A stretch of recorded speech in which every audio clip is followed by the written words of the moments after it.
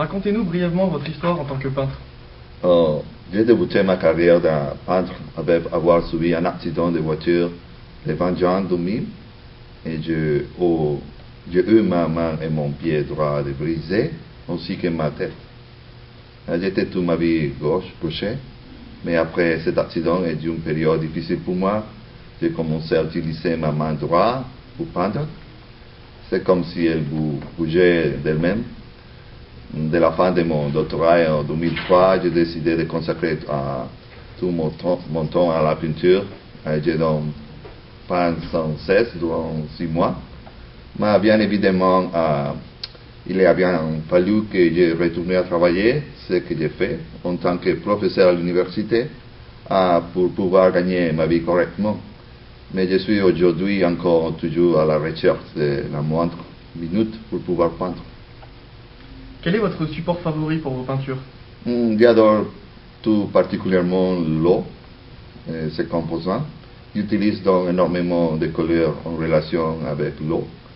Cependant, je travaille actuellement avec beaucoup d'acrylique. Et j'envisage pour le futur de travailler avec les huiles, et tout en studio. Quelle est généralement la palette chromatique que vous utilisez? Généralement, toutes les couleurs sont présentes sur chacune de mes peintures, mais cela dépend des périodes. J'ai cependant un attrait particulier envers certaines tonalités, car il existe une relation certaine entre les couleurs et les harmonies. J'adore utiliser des couleurs qui sont complémentaires, mais généralement tout ma vie très spontanément. Tout me vient très spontanément. D'où puisez-vous votre inspiration et quelles sont vos influences? Dieu, la physique quantique, les peintres espagnols, italiens, français, la nature, les personnes qui m'entourent. En fait, toutes les énergies que je sens autour de moi. Je préfère éviter toute forme de négation. C'est la raison pour laquelle je dois parfois m'isoler. Quelles sont vos muses? Quand je peins, ma muse est Vénus. Lorsque j'écris, c'est Aphrodite ou Aphrodite.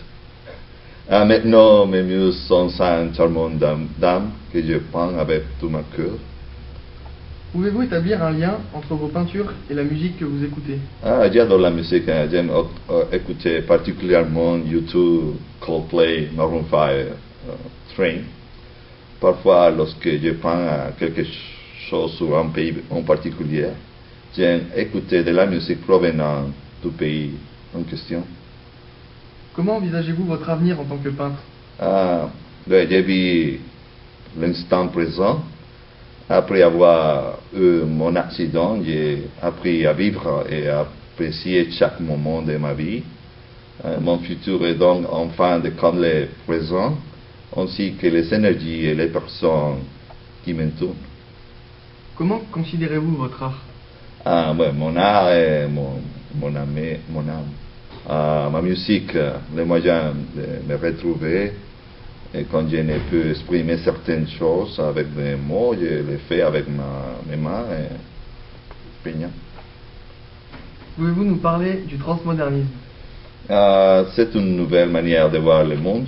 C'est comme les cultural creatives en anglais. Et nous voulons un monde meilleur et j'essaie d'y contribuer. De quelle façon travaillez-vous avec l'équipe VRT? Ce n'est pas facile, car certains d'entre eux sont actuellement au Venezuela. Nous avons besoin de plus de coordination, mais c'est très enrichissant car chaque artiste est différent, avec des rêves différents. Laquelle de vos peintures préférez-vous? Je n'ai pas de préférence parce que je ne mets jamais d'étiquette sur mes œuvres.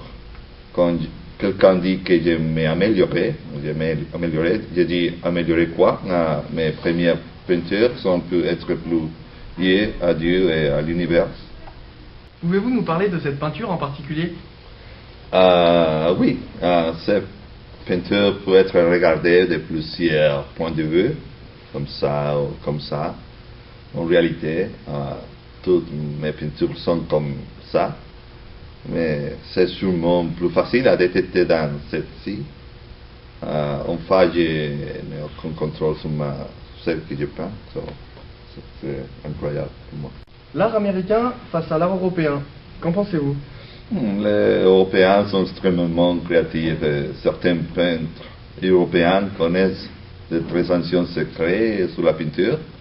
Les Américains ont eu des avantages de représentation de leur pays, mais je n'aime pas faire la distinction entre les deux, car pour moi il n'y a pas de stéréotypes ni d'étiquettes en particulier, car chaque peintre représente sa propre réalité.